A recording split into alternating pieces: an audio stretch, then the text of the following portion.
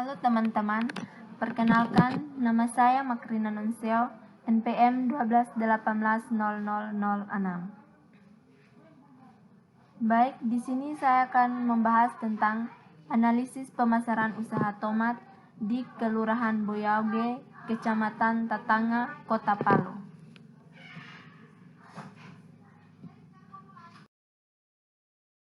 Indonesia merupakan negara agraris yang artinya pertanian memegang peranan penting dari keseluruhan perekonomian nasional. Hal ini dapat ditunjukkan dari banyaknya penduduk atau tenaga kerja yang hidup dan bekerja pada sektor pertanian.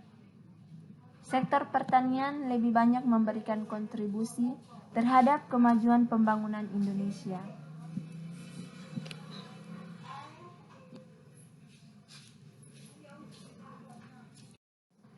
Sektor pertanian merupakan salah satu basis yang sangat diharapkan dalam menunjang pertumbuhan ekonomi, baik pada saat ini maupun di masa yang akan datang.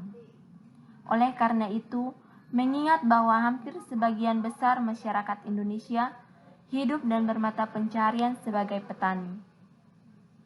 Salah satunya daerah yang berpenghasilan dari tanaman hortikultura, khususnya tanaman tomat.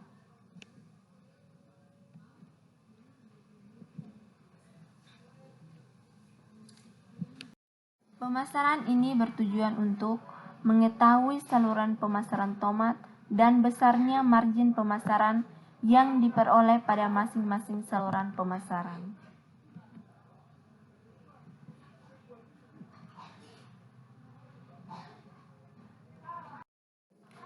Langkah-langkah dalam strategi pemasaran. Yang pertama, kenali pelanggan.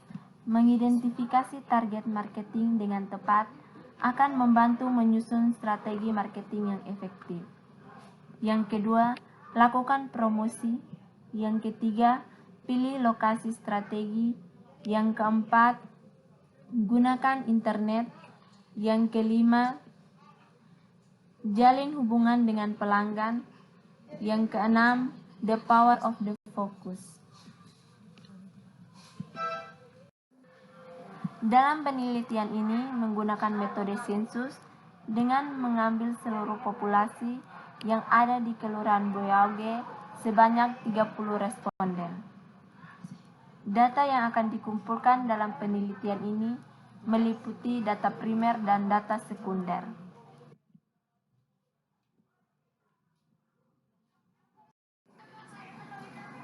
Hasil penelitian ini menggunakan metode sensus dengan jumlah sampel 30 responden pada saluran pemasaran tomat. Oleh karena itu, margin pemasaran tomat yang diperoleh dari pemasaran pertama yaitu sebanyak 1000 dan margin pemasaran tomat yang diperoleh dari pemasaran kedua yaitu sebesar 1000.